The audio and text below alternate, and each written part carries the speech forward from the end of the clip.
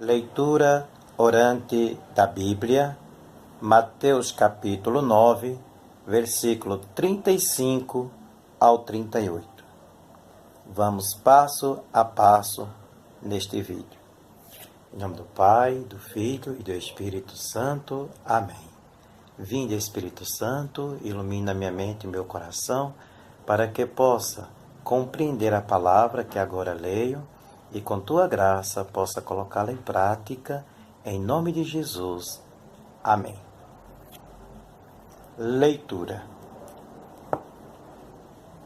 Jesus percorria todas as cidades e povoados, ensinando em suas sinagogas e pregando o evangelho do reino, enquanto curava toda sorte de doença e enfermidades. Ao ver a multidão, teve compaixão dela, porque estava cansada e abatida, como ovelhas sem pastor. Então disse aos seus discípulos: a colheita é grande, mas pouco os operários. Pedi, pois, ao Senhor da colheita que envie operários para a sua colheita.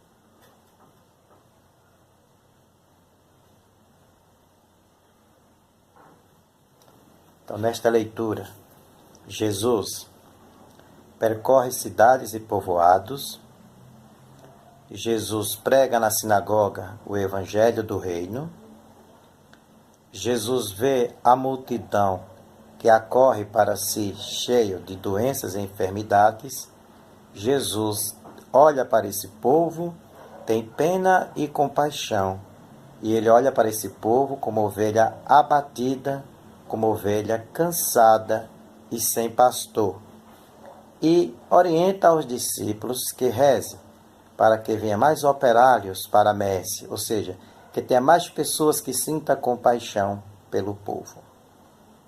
Esta foi a leitura.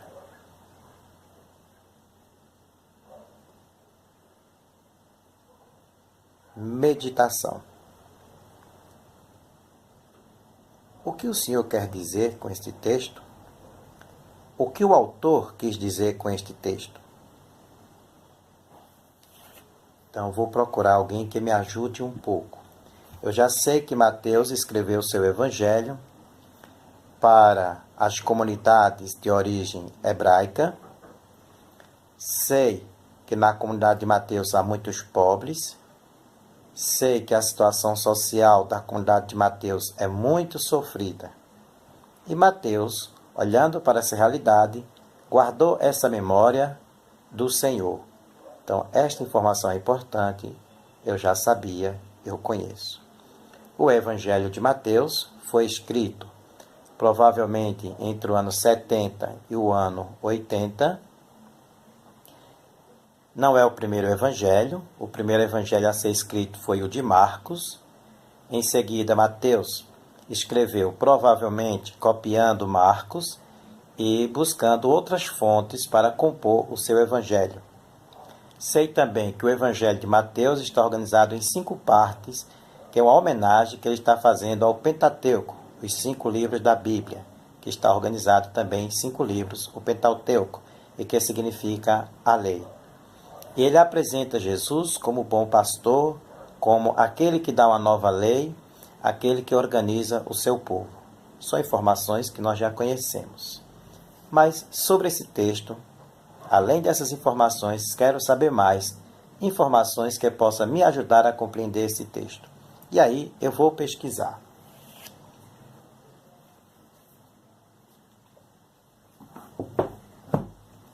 Vou pesquisar aqui, neste livro, alguma coisa previamente que escolhi sobre isto.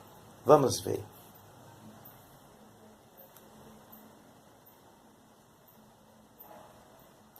Vendo as multidões, ele teve compaixão delas, porque estavam acossadas e indefesos.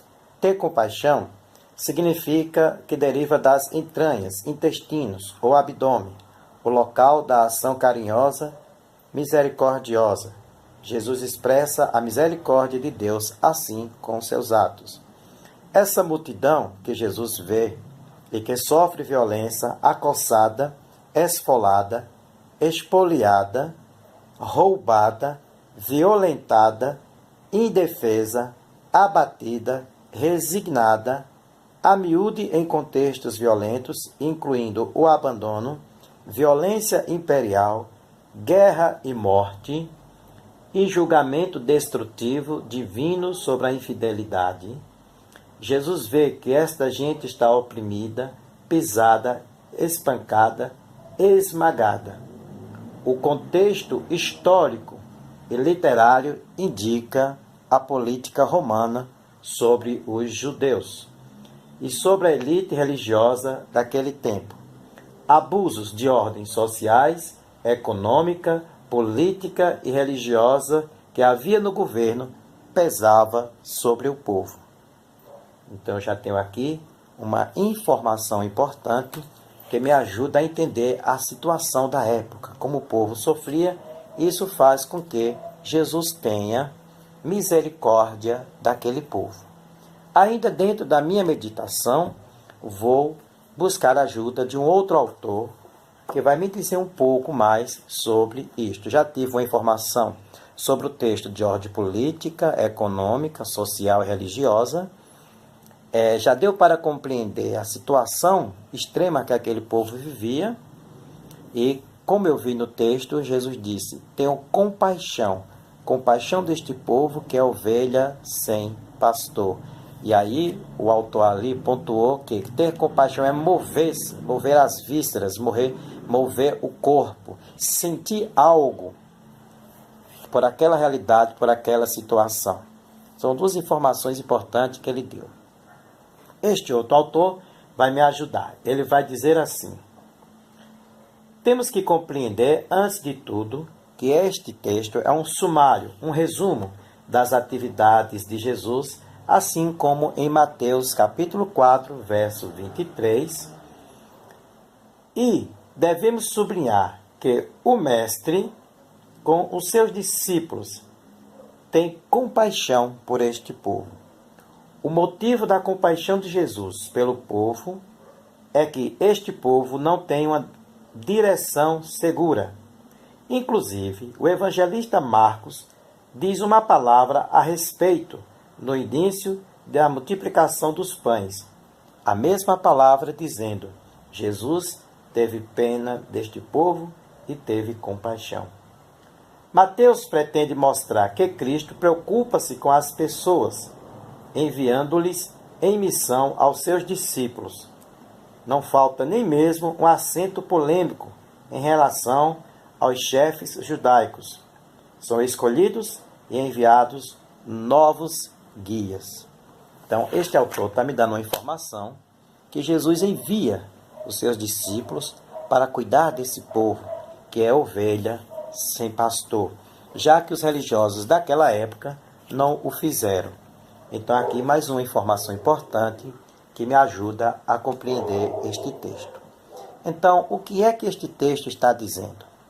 Está dizendo de uma situação econômica, política, religiosa, uma situação social que o povo da época de Jesus está passando.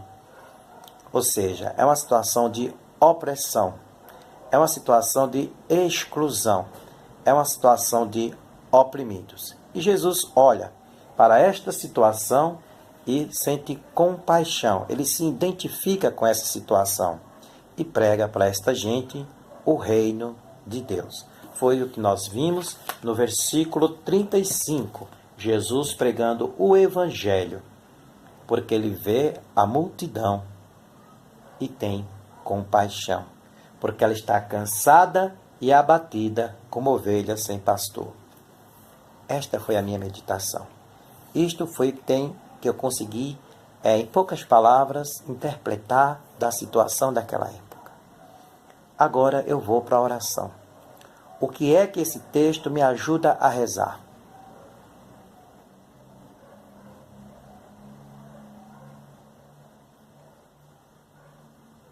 Neste momento, este texto me ilumina e me ajuda a rezar por as pessoas que estão nas filas dos hospitais, com dores, pelas pessoas que estão nos corredores dos hospitais e que não tem ninguém que tenha compaixão por elas. Tem lá os profissionais que estão sobrecarregados, que estão agitados, porque também há um sistema por trás deles que não os deixa atender o povo bem, e uma burocracia que mata o povo e que mata a sua atividade profissional. Então, por essas pessoas eu quero rezar. Senhor, tende misericórdia do teu povo. Tende misericórdia dos profissionais da saúde que estão sobrecarregados por um sistema injusto, miserável e pecador que tira a vida do teu povo. Esta é a oração de pedido que eu te faço. Em nome de Jesus, ó Pai. Em nome de Jesus. E pelo Espírito Santo. Não deixais morrer a esperança daqueles que sentem dor. E não deixai acabar a fortaleza daqueles profissionais que de noite lutam, porque assim acharam que a sua vocação e sua profissão atendem bem o povo. Amém. A minha oração foi uma oração de pedido por aquela gente. Agora eu vou para o texto da contemplação. E no texto da contemplação eu vou perguntar, ele pergunta para mim, a situação pergunta para mim, o que é que o texto me faz enxergar? Então o texto me faz enxergar que no tempo de Jesus havia injustiças, assim como há injustiças nos dias de hoje. E que me ajuda a compreender esta situação, que é uma situação mais ampla, que é uma situação mais abrangente, onde na minha realidade, da minha comunidade, da minha sociedade de hoje, o que está por trás é um sistema. E para vencer o sistema, precisa que as pessoas tomem consciência. Para vencer o sistema, precisa que as pessoas tomem consciência que elas podem mudar isso pelo voto. Que elas podem mudar isso denunciando. E que elas podem fortalecer a sua luta orando, rezando. E sendo solidário àqueles movimentos, às pastorais, às pessoas que estão nesse meio, lutando para que o outro tenha vida. E aí, a frase que eu vou tirar para vivenciar esta semana e para me lembrar desta situação está no versículo 36. Ao ver a multidão, teve compaixão dela, porque estava cansada e abatida como ovelha sem pastor. Esta frase será, então, durante esta semana, a frase que vai me lembrar desta situação, que vai me fazer rezar por esta situação e que também vai me ajudar a criar uma consciência de comprometimento com a vida.